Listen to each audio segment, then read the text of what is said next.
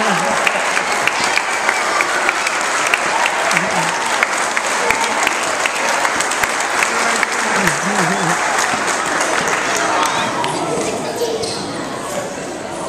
say,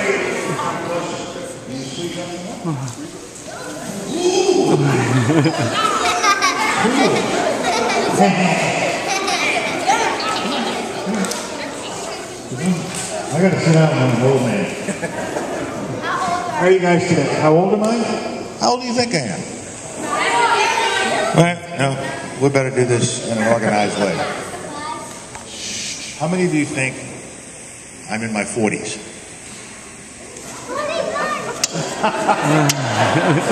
How many of you think I might be 50?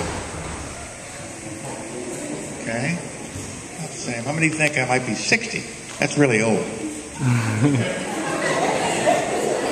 How many of you think I might be in my 70s? Okay, I'll have to tell you. I'm going to be 74 in 2 months. Oh. Amen? Did you get it? You got it? You knew it? No, you didn't know it. Yeah, okay. But why when I said I was 74, the brother over there went, woo!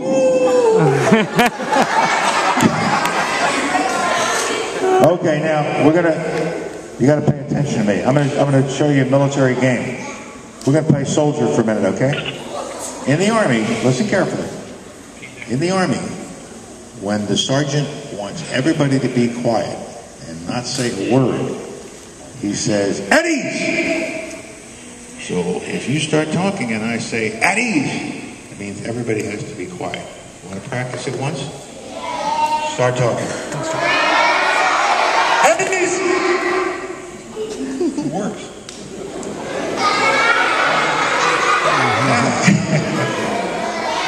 At ease. How many of you really know who I am? Man, I've got a split right here from left to right. Okay. My name is General Colin Powell. Right. And the reason I'm a general is I was in the Army. I was in the Army for 35 years.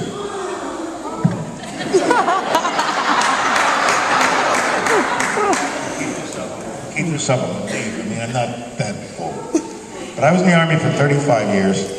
And then I was in private life, business for a couple of years, and then I became Secretary of State for President George W. Bush. And Secretary of State is the person who worries about foreign policy and taking care of other countries and diplomacy, talking to other people around the world. That's what foreign policy and diplomacy is all about.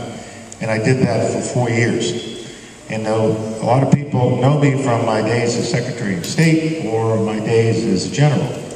And for those of you who don't really know what a general is, this book will help. Everybody see that okay? You see me? Okay. How many stars am I wearing? Okay. Yes, darling, right there. You? 4. And how many do you think I have on the other shoulder that you can't see? 4. So I have 4 on one shoulder, and I have 4 on the other shoulder. So when you saw me coming, you saw about 8 stars coming. And when I had this job, I was responsible for roughly 2 million soldiers, a lot of civilians, a great deal of money, and it was my responsibility to make sure the country was safe and to help defend the country if wars came, but do everything I could to avoid a war. Now that is where I ended up my career as a soldier, as a 4-star general. But what I want to show you in this book is the other side. You see this now? And what do you see? Some kid. I look like who? Denzel Washington?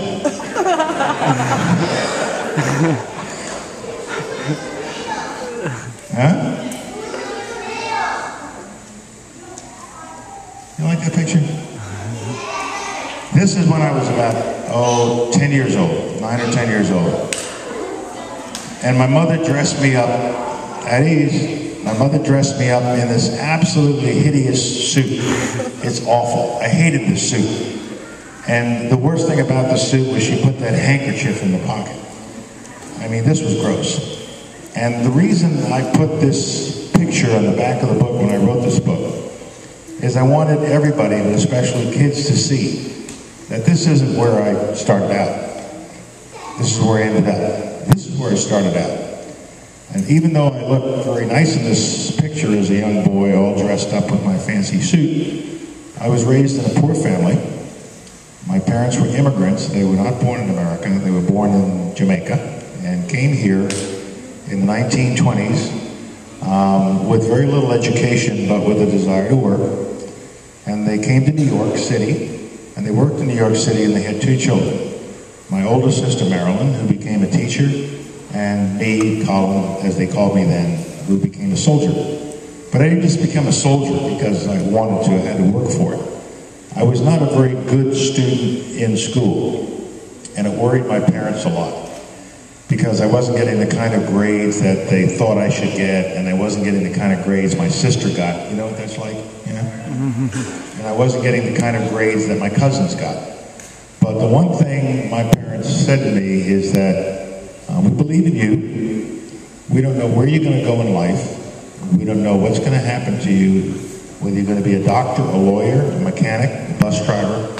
It doesn't make that much difference to us as long as you get your education, finish school, and do something to make us proud of you.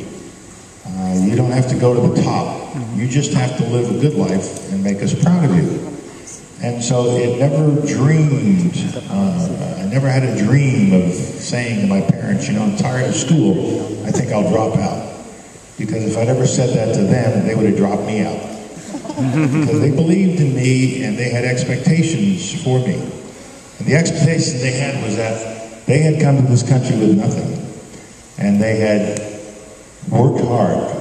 And the only reason they worked hard was to raise some children who would do better than they did.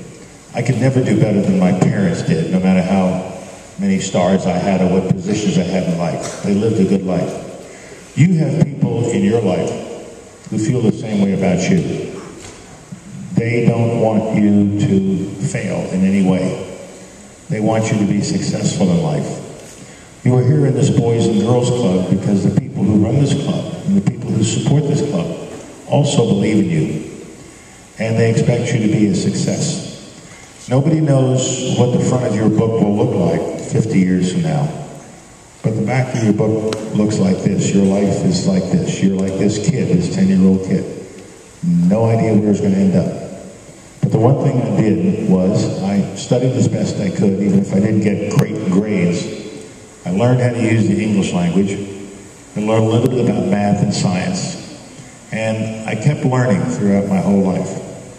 And so my simple message for youngsters such as you is that you have to believe in yourself. You have to work hard to be a success in your life. And it is at this age of your life where you learn to work hard and never quit. It is at this stage of your life where you start to pay back your parents' expectations in you. It is at this stage of your life where you learn good habits of studying and discipline and how to do what you're told and how to respect your fellow students and how to respect the adults in your life and to make sure that you're working as hard as you can to be a success in life. We need you. I'm an older guy now, and I have 3 children and 4 grandchildren, and I leave nothing behind except my children and grandchildren. You, in some ways, are like my grandchildren. I believe in you. I have to believe in you, or else the country has no future. So I want all of you to dedicate yourself to studying, working hard, doing your homework, listening to your teachers, and reward your parents by meeting their expectations.